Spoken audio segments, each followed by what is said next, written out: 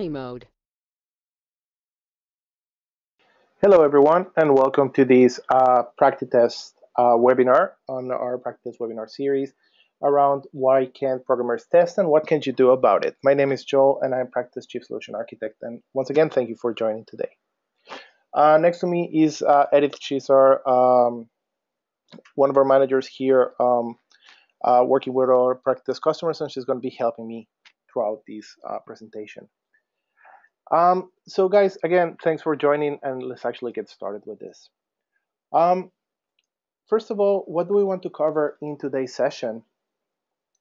Basically, this is a topic that has been very, very important, I guess, for most of the testing community. And again, something that I started finding about, I think, 5 or 10 years ago. And even up to last week, I have a very nice conversation with a customer in the UK about that. And this is meaning around developer testing and what can we do about it. And we want to break down this session into three main parts. And the first part is going to be trying to understand exactly why are developers bad testers. Basically, okay, why is it happening? Is there anything that we can do about it? Stuff like that. Then the second part is going to be about the tools that us as testers and QA managers can have in order to help our developer peers in order to test better. And then we're going to talk about again, a little bit about when to involve developers in our testing, when does it make sense and when does it make less sense in order to do it. And as it is the custom in this webinar series for PractiTest, the most important parts of the session is going to be the questions and answers part. And this is the part where you actually can help us out and tell us exactly if you have any questions or if you want to share something with the rest of the team. Now, before we move forward, just a little bit about me so that you know, again, why are you even listening to me in this point. Well, I've been a tester for close to 20 years now. I started working as a tester in small firms, then moved over to manage the QA. I've been a blogger, speaker in conferences, and right now in PractiTest, even though it doesn't sound much as testing, I'm the solution architect of PractiTest, and I will talk about that in a little while, and so you will understand what is linked to testing as well. With regards to testing, as I said, I'm the chief solution architect, but I'm also the QA manager of the team. And something that maybe will be interesting is that as part of my work in PractiTest, I'm also a developer, or I used to be a developer. Right now I don't have time for that, but I was able to wear the shoes of a developer and basically to understand what are those limitations from being a developer and how does it actually come into place when you're working as part of a testing team, quote unquote. Now, for those of you who are not aware of it, a couple words about PractiTest and then we'll move forward on that. PractiTest, it's an ALM solution. ALM stands for Application Lifecycle Management, and that basically means that we're a very good QA management tool for your company. It's a very simple and intuitive system, but it's also a very methodological one and one that fits your needs very well. Integrates with a bunch of stuff, obviously stuff that you can see, and one of the things that we're very proud of. We have the very best darn support in the business, and I will be happy if you want to check us out and see exactly what we mean by that. Okay? But enough about this, and actually let's start and let's get into business. And if you're familiar with our webinars, and again, we had a bunch of them, I want to start first of all by asking a question, okay? So I want you to use what you have in GoToWebinar. It's basically what is called raise a hand.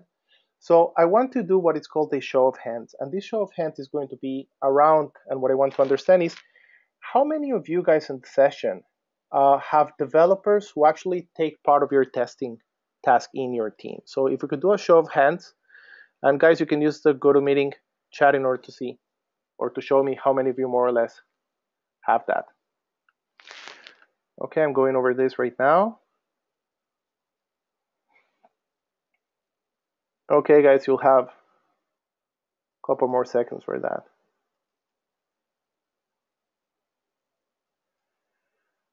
Okay.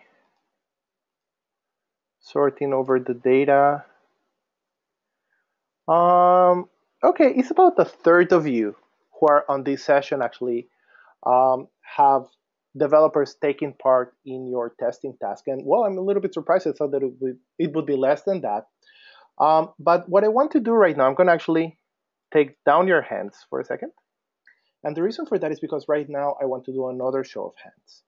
And this show of hands will be more focused on, I want to ask those of you who actually said that you have developers taking part of your testing task. I want to ask how many of you are actually happy with the results of those developers? I mean, how many of you think that those developers are actually doing good testing? Okay, let's go over that again. And guys, if you can, especially those of you who actually raised your hands at the beginning.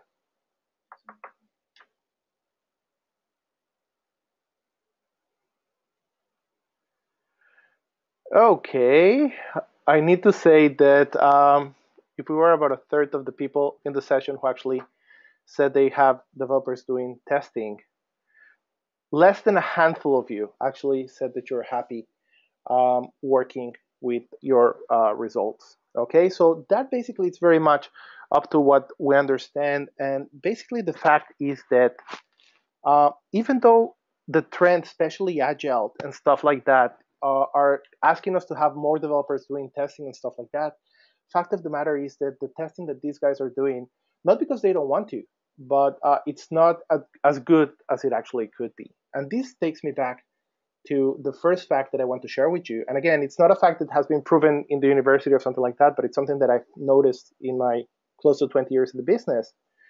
And that is that if you look into it, most developers are actually not pretty good testers.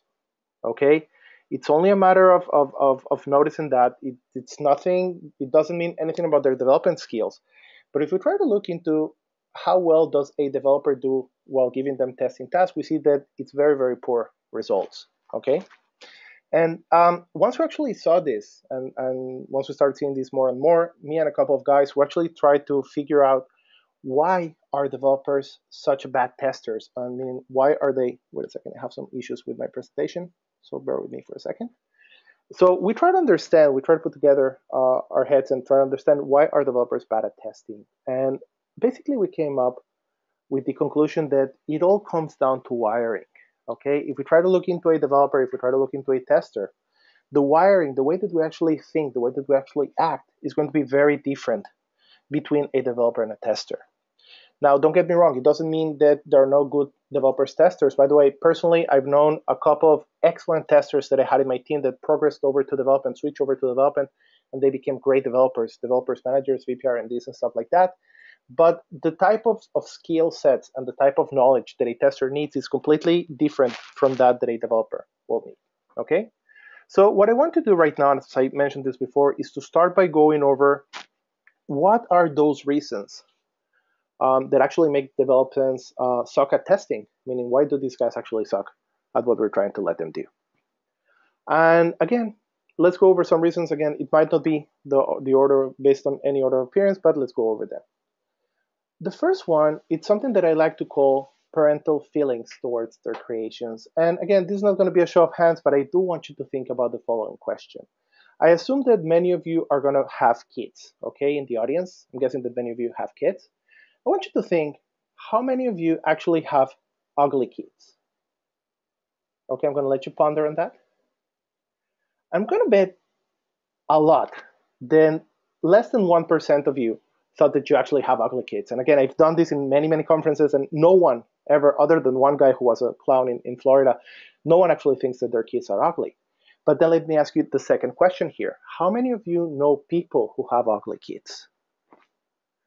And I'm guessing that you're smiling at yourselves at this point, because fact of the matter is that none of us thinks of our kids as ugly or bad behavior or mean or anything like that, but we do know some kids who are ugly, bad behaved, mean, and stuff like that.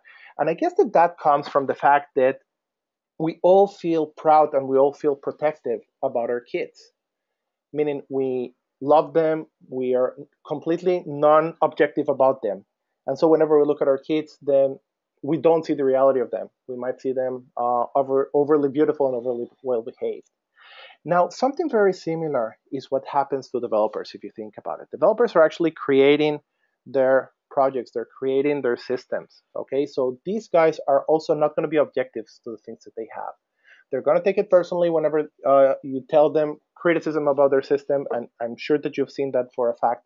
And again, it's going to make them blind to their own defects if possible. So take that into account whenever you're going to be talking about a developer and ask him to test his code. First of all the bugs that he's aware of have already been fixed, and it's going to be very hard for him to be objective into what's going on in his system. Okay, So that is going to be the, sorry for that. That is going to be the first point. Now, let's look over other reasons. Another reason actually comes from the type of skills that we need from our developers. Okay, if you think about it, when we look into the work that we ask a developer to do, he's going to be taking complex business scenarios. We're going to give him very complex requirements and ask him to break them down into simple features, into even simpler functions, and into stuff that it will be very binary if you want, okay, or very easy to define. So we're asking them to take something complex and break it down into simple stuff.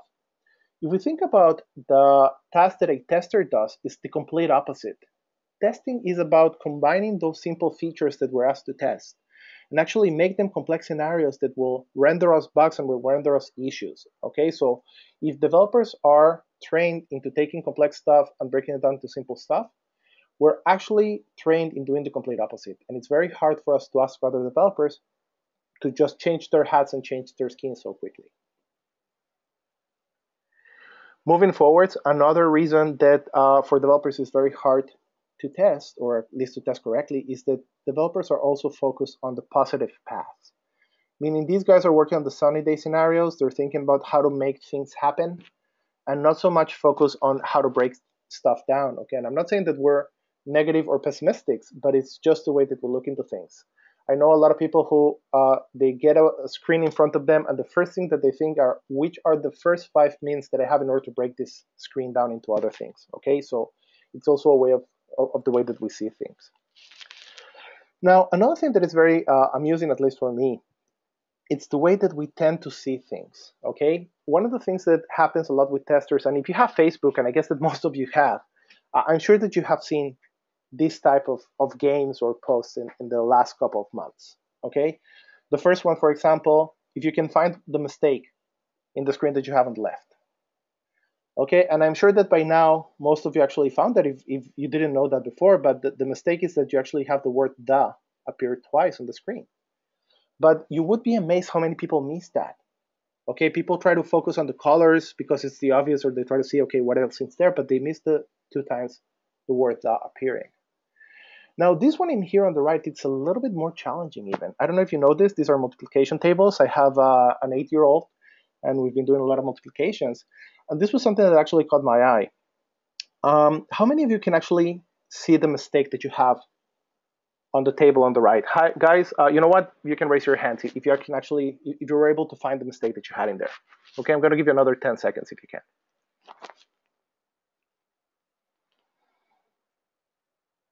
Okay, we have about 6 people. Not quite a lot. Okay, so again, less than 10% of you were able to see it. And the mistake is very simple. If you notice here, let me just point it out to all of you.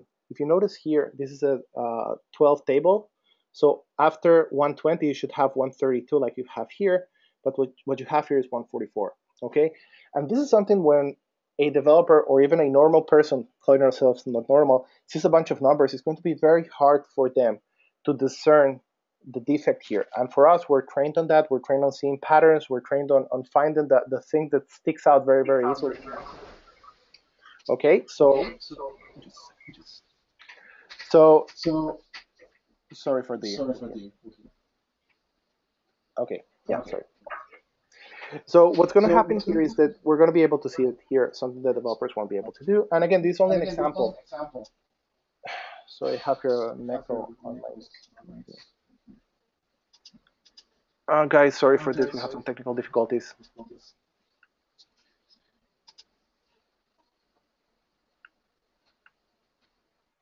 Okay, hopefully you can hear me better now. Okay, so as I was saying, for a developer, it's going to be easier for you. It's going to be harder for them to find these types of mistakes. Okay. Now, there's obviously other reasons, and we can go over them a lot faster because if not, we'll run out of time towards the end.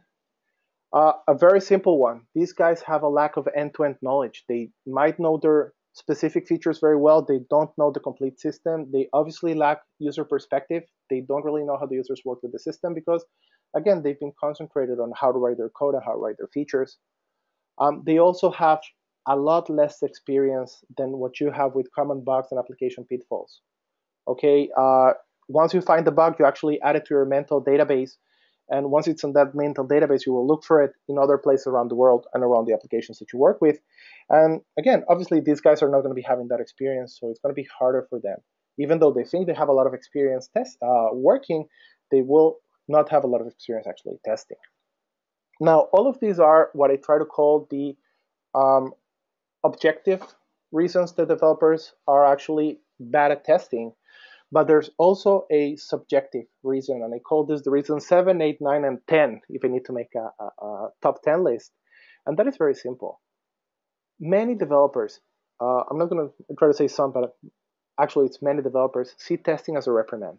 They see it as an inferior task, and they see it as something that they really don't want to do as part of their jobs. They feel that testing work is not up to their leagues, and whenever they're asked to be doing testing, then they look at it as kind of a non-important task that they don't really want to do. Okay, and if you give someone who's not motivated a task that is challenging, and we all know how testing can be very challenging, then it's basically a recipe for disaster. Okay, and if we're looking to the single most important reason why developers are not good at testing, most of the times is because they simply don't want to test. Okay, and if we want to make developers better testers, then we will need to fight these among the rest of the things that we have in there. Now, but enough about the reasons that developers are not good testers. Let's try to focus right now on some of the things that we can do in order to actually help developers test better. Okay, and I see that I have a slight delay here. So what can we do in order to help our developers test better? I want to start from the last one that we talked about. And I think that the first step that we need to do in order to make sure the developers test better is actually make sure that testing work is not seen as a reprimand. Okay, we need to make sure that developers see testing as part of the regular work. And if you're working on a good agile team, if you're working on a team where management's actually making an effort in order to have people do more testing work and do it better, then you know that the first thing that you're going to be having is a clear and bold message from management saying, hey guys, you need to test, and you need to understand that testing is something that you're going to be measured upon. You're actually trusted to do it, and you will need to do it. Okay, so it's something that needs to come from management. Unless management actually says you're going to be doing testing, most of these developers are going to try not to test. Second thing that you need to make sure, again, in synchronization with management, is to make sure that everyone is testing. There should not be someone whose job is so important that they cannot test. And I can attest that in many places we see the VP of R&D actually doing testing. We see CIOs doing testings.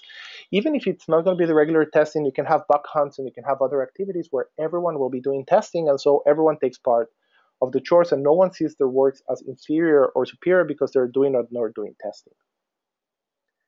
Now, testing and developer testing in particular needs to be set aside. The time for that needs to be set aside, and priorities needs to be given. Again, it might be easier if you're doing agile work because you can add it into the definition of done and say, hey, it needs to be tested. We don't have enough testers in order to do it, so developers will need to do it. That's going to be easier. But even if you're doing more waterfall type of work, it's also a possibility. You need to make sure that whenever people say, hey, it's time for testing, everyone needs to get behind this task and do the testing that they need to do. And something that I will talk a little bit more towards the end, you should provide a lot of visibility and into the results and into the values that these developers are doing into the testing jobs. Okay, and how does that testing job actually helps the whole process in order to move forward and bring us into a better result. Okay, so this is the first thing. Let's actually clean out testing, and let's not make it a dirty word, and let's not make it a thing that people don't want actually to do. The second thing that it's very important is to understand the limitations and the weaknesses of our developers.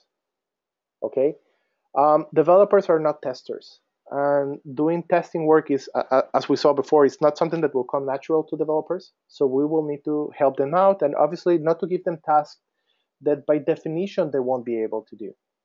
Okay, so understand developers is not a tester, and find the stuff that they will be able to do. Now, once you found the stuff that they can do, you need to teach developers how to plan their testing.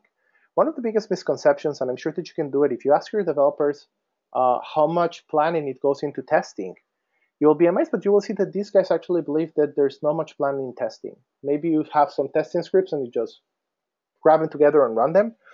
If you're doing exploratory testing, they think that you're not doing any planning at all. But you will need to actually work with these guys in order to understand that there's a lot more into testing and basically hold their hands while they're doing especially their initial steps. Okay? So stuff that you need to take into account when you plan those testing tasks with your developers is first and foremost, remember, don't let these guys test their own code. They still see their children as beautiful. They still see their code as flawless. And again, I have a couple of coders in my team who have jokingly come and say, hey, of course I don't develop with any bugs. I'm perfect on that amount. And it's only half a joke because they have to believe it. Okay, so every developer has that person inside of them. It's a small mini-me who says, hey, I'm perfect and you're not. So let's make sure that we don't actually challenge that mini-me because it will be awful. Okay, so don't let them test their own code. Let these developers work with the testing team. If you have test cases, help them find the relevant test cases. If you don't have test cases, if you have other type of testing where help them to find themselves. If you have testing environments, show them around. Make sure that you give them all the possibilities in order to learn, because they're working next to you and they have been working next to you for a couple of years. It doesn't mean that they understand anything about what you're doing. So assume they don't know anything and try to help them out in order to understand how to do their stuff.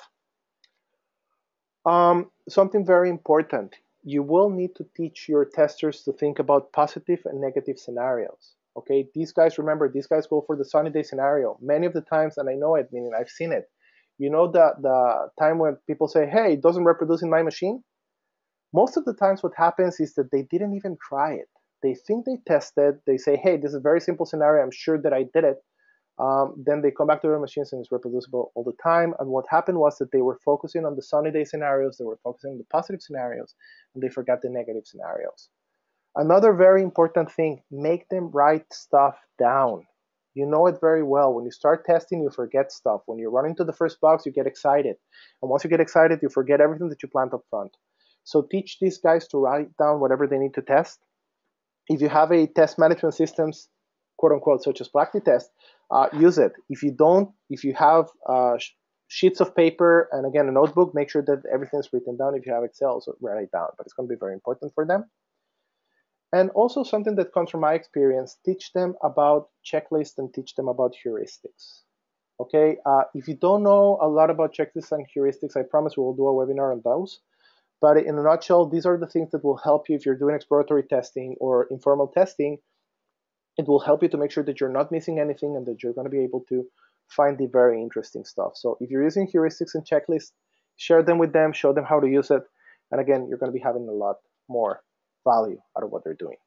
Okay, everything here is up to now about planning. And again, make sure that you tell these guys how to plan their tests and how to make sure that they're going to be testing correctly. Around the tests themselves, a lot of things that you will need to help them whenever they start testing. The first of them, and again, my biggest advice to you, whenever they start testing, do pair testing with them. Don't sit them in front of the product and tell them, hey, go and test, you know what to do. Sit with them. Pair testing, for those of you who don't know, it's when two guys are actually sitting in front of the computer. One has the keyboard and mouse and starts testing, but he tells out loud what he's doing. The other person can actually jump in, give ideas, take notes, think about stuff. So do pair testing with your developers, help them to understand, to get into the rhythm of testing. It's very important, especially at the beginning. These guys don't know what testing means. So if you just leave them aside, they will do the scenarios, I don't know, head to toe, and don't test anything else, and you know exactly that that's not what you meant for them. Ask these guys to have a notebook handy, okay? Ideas will flow, they will get questions, but if they don't write them down, they will forget about it, okay? So make sure that they are writing stuff down and they can share it with you afterwards, okay? Ask them questions, make sure that they're putting everything together. And again, in the same way that you should be actually having a notebook, and I'm sure that most of you do, make sure that these guys also have a testing notebook. Show them how to work with extreme and unconventional data. Lorem ipsum, it's a very good example. Working with large numbers, working with small numbers, give them those ideas. As I mentioned before, these guys don't really have experience finding the interesting bugs. You do, so show them how to do it. Okay, so if you have a Lorem ipsum generator, show it to them. If you have specific, I don't know, multi-language generator shown to them, make sure that they're actually using it. Teach them also to think about mediocre users. Okay, think about, and again, I'm not meaning to say anything bad, but think about your father with a phone. Think about that user who's not very experienced trying to work with the system. Think about how a 4-year-old, better yet, how a 80-year-old would actually work with a phone. Right now, my 4-year-old knows how to use the phone better than I do. But think about those people who are not very experienced and how those types of errors might come into place. Teach them about all that kind of stuff. And also try to tell them how they can find bugs in the application that are along the way bugs. One of the biggest problems that I've seen with developers doing testing is that whenever you write for them a script, they will do the script and they will be completely blind and focus on that script, and they will miss those bugs that are on the same screen along the way that you might see it, that you will see it as if you're a tester, that color that is not in place, that picture that is cut down. Make sure to show them that stuff so they can actually see those bugs that are going to be along the way. Now, another step, and I mentioned this before, one of the most important things that you need to do in order to make sure that your testers will continue working with you, not only on the first task, but in many of those, it's going to be to show them the value that their testing is actually bringing into the process. Okay, if developers believe that they just wasted, quote unquote, half a day in testing, they're not going to do it willingly, and they will find ways not to do it anymore. So stuff that it's important. Um, First of all, let them have a say in what they're testing and how they are doing it. Make them feel that they're part of the testing process and not only doing testing jobs. Okay. Once you have a say into what you're doing, you feel more connected into what you're doing, and you will be able to see the value a lot better. Something that is small, but it's also very important. If bugs are going to be detected, have these guys report the bugs and follow up on them. They should be the responsible for the bugs, not the tester who's next to them. Why? Because it's their responsibility. I mean, they're part of the testing team, and they should be held accountable on the bugs that they have. They should also be able to see what bugs are being developed and defend them if other developers think that these are not valued bugs or stuff like that. Whenever you report statistics, whenever you have resources counts, metrics, and reports, count them in. Okay, these guys should be part of your testing team, even if they're only working part-time. Count them, make them feel that they're part of it. And something very, very important. Sometimes we tend to give developers only the low priority testing task. And again, there's some logic around it. These guys are not good testers, so why should we risk it by giving them more important testing tasks? And the reason is very simple. If you give everyone the crappy stuff, they will know they're doing crappy work and they won't like to do it again. Okay? So again, if you want to make sure that your developers are going to be doing testing with you for the long run, it's better just to teach them how to do testing correctly, even if they're not the best testers you have, and then count them for the tests that actually count. Okay? Now, moving forwards, and I mentioned this on a high level, but you need to involve your developers more in the testing process. Okay? It doesn't really matter if they're going to be testing or not. If you want them to count testing as an important factor in the development process, you need to consult with them. You need to share with them what you're doing. You need to make sure that everything that it's related to the testing process, they will know. Why? Because one of the biggest factors that make developers think that testing is valueless is because they don't really know what's going on in there. They don't have visibility. You're not sharing it with them. You're not telling them what you're going to be testing or why. They don't understand the professionalism that is involved in testing. This is really your fault. It's your fault because you don't think enough to share it with them, and you don't spend the time in order to get them involved in the process. So regardless if you're going to be doing development testing or not, even if you only want to get the value of testing in the eyes of developers to be higher, you should start getting them more involved into what's going on in the testing process. Many times it's a question of these guys not understanding what's going on in here. Okay? So this is one of the most important challenges. Now, very quickly, and again, I want to move over to the Q&A session. I think that that we're gathering already some interesting questions. When should we involve developers in testing? And I think that this is not a trivial question, okay?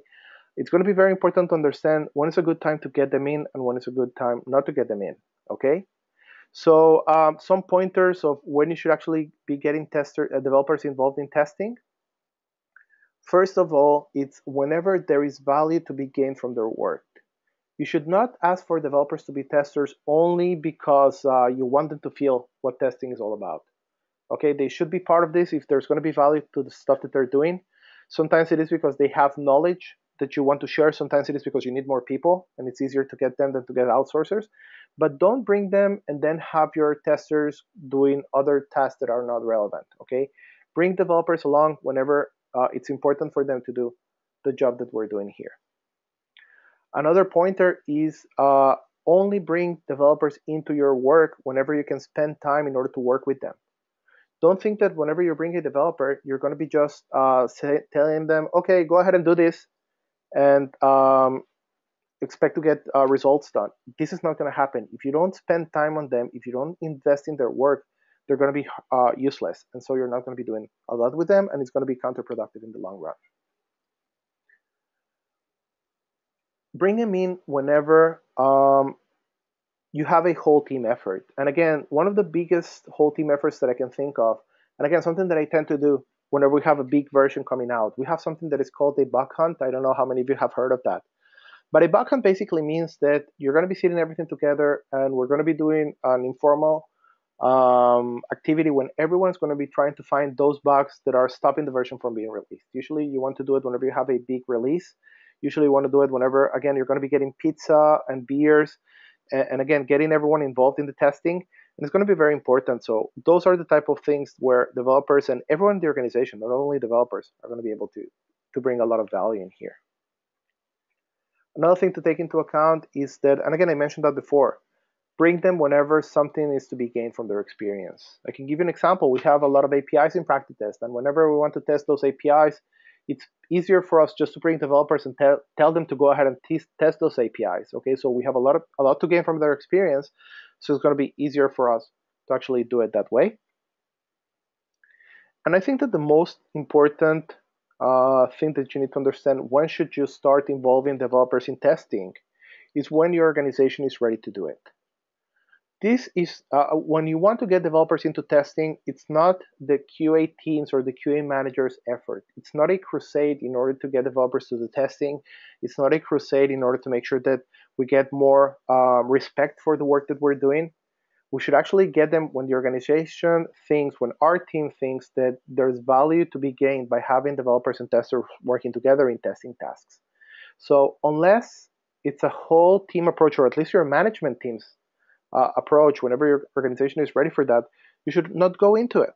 Okay, it's going to fail. It's going to simply flunk. If your organization is not ready in order to have developers testing, then don't even go that path. You're not ready yet. You may want to start talking with your management, tell them, hey, there's value to be gained from this. But until you have buy-in from your higher management, don't go into that path because, again, you're simply going to fail. It's too hard to do it if you're trying to do it by yourselves. Okay? So this is more or less what I wanted to cover. And as I said, what I want to do right now is go over to the Q&A section. And I know that Edith has been telling me that we have some interesting questions here, and we're going to start going over them. Guys, if you have other questions, other things, if you want to mention or say or ask, go ahead and do it, and Edith's going to be monitoring those questions and going over them. So the first question that we have here, what can be done when the developer actually tells you that, hey, I don't want to test? Should we do something about it? And I think that this is a great question for the person who was asking it, and I will take you to this slide in here. Hopefully it will work. Yes, this one here. And it's very important, okay? Whenever a developer is telling you, hey, I don't want to test, it's usually because of what you're seeing here. Developers are seeing testing as a reprimand. They're seeing this as less than quality work. It's less than what they need to be doing. It's not what they signed up for. And it all boils down to value. Everyone wants to feel valuable. Everyone wants to feel that they're actually doing the best they can for the organization. And if your developer is coming saying, hey, I don't want to test, then first of all, they shouldn't come and tell you. As I said a couple seconds ago, if management is not into it, if management is not pushing for everyone to do testing, then you shouldn't go into that. On the other hand, if the vice president of research and development or your CIO said, hey, everyone's going to be doing testing, so that developer shouldn't tell you, the test manager, that he doesn't want to test. He should be telling the CIO, and the CIO should be telling yes or no. Okay, so it's not your call. You should not force anyone into testing. If you force anyone into work, they will do crappy work. But you should actually talk to their managers and say, hey guys, something's wrong with this person. Go and talk to them. They don't want to do testing. And even, you know what, I'm going to go farther than that. If you realize that someone is coming to do testing, but they do it unwillingly and they do it with a crappy face, ask him not to do it. Go and talk to your manager, to your R&D manager, and get him off the team, get him off testing until he or she reaches the point where they want to do testing willingly. Why? Whenever you have a grumpy face in the team, it will turn everyone's face into grumpy. Okay, so if that developer is doing grumpy face while testing, you don't want to have him on your team. You want to have people who understand their value, even if they don't like it. You don't need to like testing, but they should be doing willingly, and they should be doing it after they saw the value of the work that they're doing. So if someone comes and tells you, hey, I don't want to do testing, it's not your issue. You should not solve that. You don't have the authority to do it.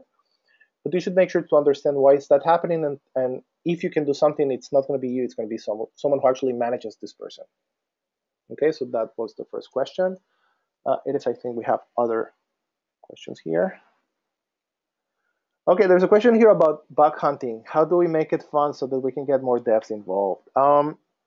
So again, I mentioned bug hunting as a team effort on how to do testing. Maybe we need to do a webinar on that.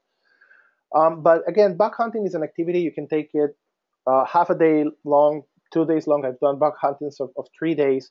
And the idea is to make it fun by the way of making it. Meaning, I used to make contests. Okay, so we would do pair testing, and the team who found the best bugs and the most original bugs used to win something. I remember we once gave an iPad away. Have food, have beer, have loud music. Make sure that you have meetings all the time. Have people actually feeling the value that they're doing. Okay, it should be a very nice spirit. It should be a little bit of an electrifying ambience. Okay, so whenever you're doing bug hunting, and again, this is a very big parenthesis, make it fun because you actually make the environment fun. Okay, and make it a contest, and make sure that you have a lot of food and a lot of drink for them in order to be happy about it. Okay, we're going over something else. Which one? This one? Okay, good question. Why should we have development tests? Wouldn't these decrease the value of the QA or the testing team? Great question, guys. Why do we need to have developers testing? If you don't need to have developers testing, if everything can be done by the testing team, then go ahead, okay? But what's happening lately is that we're releasing very, very quickly. And we're releasing, if you're working in an agile environment, you will be releasing and you won't have time to test everything. So you basically need to get more help from other people. And these other people, the resources that are available are going to be developers. Even if you're not working in an agile team, even if you're working in a more waterfall team, towards the end of your project, the amount of development work will go down and the amount of testing work will go up. Okay, it's the nature of the beast. So you will gain from having more developers testing. It doesn't mean that they will be doing the test planning, the test architecture. These guys are going to be doing the actual testing, so it's not going to bring the value of the QA down. But it's going to help you actually to deliver whenever you don't have enough manpower to do it. Okay, timelines are not going to shift, so people will ask you to just lever other people into your teams. It might be developers, it might be people from support. I've worked with technical writers, marketing people. In my experience, the testers are the biggest value because, again, they have more knowledge of the system and they're more technical and stuff. But personally, I don't think that it will bring the value of the QA down. At the end of the day, we have a lot more value testing. We think a lot more about the scenarios to be done. And if we can get more developers to help us do our work, then the more the better. Okay, that's on that account.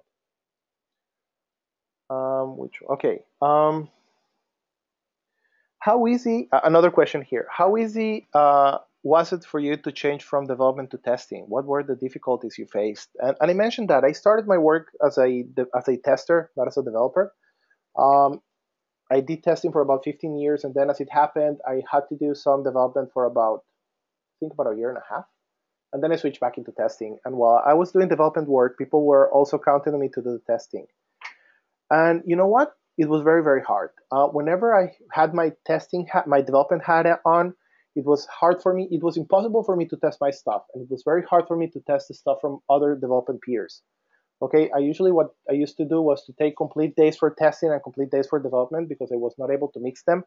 And it comes down to the mindset that you have. When you're developing, you're trying to create stuff. You're trying to think about how to solve problems, how to build things, how to break complex things down to very specific things that will help you to solve those issues. Whereas when I was doing the testing job, it was doing that interesting job of, okay, so we have an application, let's see where it's flowing. Okay, so those were two completely different hats, and it helped me to understand why is it so hard for some developers to do it. So if for me it was hard and I had 15 years experience testing, I imagine that for someone who hasn't had experience testing, it's going to be a lot harder. Okay, so it is pretty hard, and you should take that into account. When I said that we are wired differently, and I actually love this image here. When I said that we're wired differently, I meant it. Okay, and we need to take that into account whenever we ask a developer to do something that he's not wired to do. Okay, we need to work with him. If not, it's not going to happen.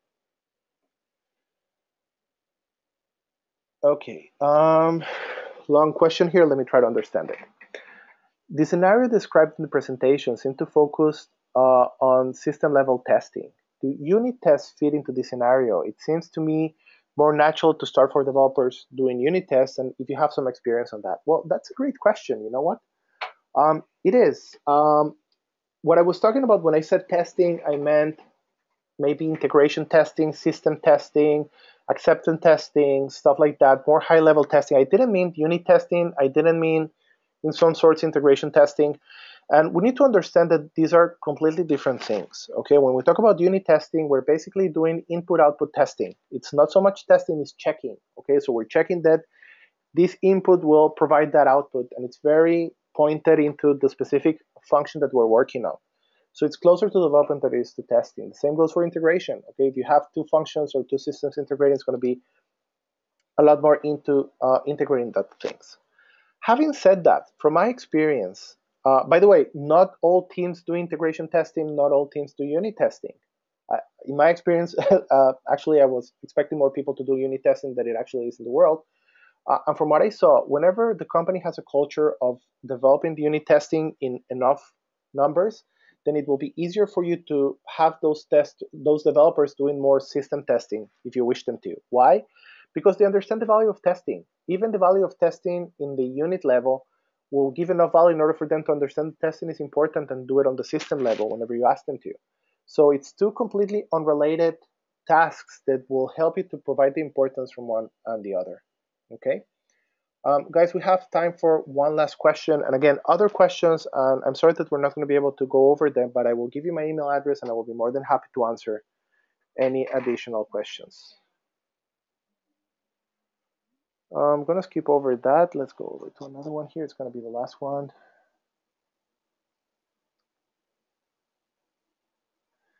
Okay, it says here that you talked about checklists and how can these help our developers test better. Okay, so yes, I was mentioning whenever I try to work with developers and give them the tools, and I'm looking for that slide here.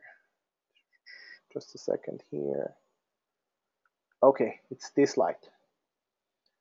Whenever I'm talking about how to help developers plan and execute their test cases, as I said, these guys don't know how to do testing. Even if they were to know how to do testing, they still need the tools, and I meant the virtual tools. If you were on the last webinar of testing types, and you know that I'm talking about different virtual tools that you need to have. So we will need a lot of virtual tools, and we will need to give these developer testers a lot of virtual tools in order to do it. The easiest virtual tools that you can give someone are checklists. Whenever you have an object, this is what you need to test. Whenever you have a window, this is what you need to test. If you're talking about resizes and if you're talking about browsers, stuff like that, these are checklists that for many of us are second nature, but for these developers might not be even something that they know they need to test. So checklists, heuristics, test cases, scenarios, anything that can help us to guide them into how to do their work better is going to be something that is going to be very, very helpful for them. Okay, so try to use it, try to give it down, and try to provide them with any information that they can. By the way, I also see here some comments here. They hear people saying that they're getting paid too much in order to test and it's a waste of the company's time. Whenever someone tells you that, ask them if releasing a bug is actually not a bigger waste of the company's time, and if they don't do the testing, then they're going to be releasing bugs. Okay, this is going to be the last question, and I think that we should talk about it later on. And it's a question here of not so much about developer testing, but about testers working in development. And the question is if testers should actually have knowledge of software languages, being that C Sharp, Java, or something like that. Um, I believe that a tester doesn't need to know a development language in order to do his job or her job, but they need to be technically skilled. They should be able, obviously, to read a log. They should be able to go over a piece of code, and if someone walks you through it, understand what they're telling you. You shouldn't know how to write the function better or optimize a design pattern. But testing is a technical skill, and so you should have some technical tools to in your hands. And so whenever you're actually doing some testing, you should have a type of technical skills about it. And again, guys, I'm being given the signal here that we need to approach the end of the session. So going over the last slides here. So first of all, again, last word about PractiTest. If you want to check it out, just get in touch with us and we'll show you how it works. And something very important, we have a QA blog in the company. It's qablog.practice.com. Anyone wants this presentation actually based on a couple of blog posts that we have in there and other stuff that we brought along. If you have any questions, you have there my personal email. Please go ahead and send me an email. I will be more than happy to continue working with you on any questions or any points that you have. Bear in mind that in about a day, we will be sending the recording of this session, so we will share it with everyone. You don't need to ask for it. It will get to your inboxes directly. So guys, thank you very much for taking the time of being in the session with us. I hope that it was useful. I hope that it was productive, and that it will help you to continue working with your developers in your testing tasks. Again, from everyone in practice, thank you very much, and we hope that you will join us in our next webinar in about a month from now. So thanks a lot. Have a great day, and we'll be in touch. Bye-bye.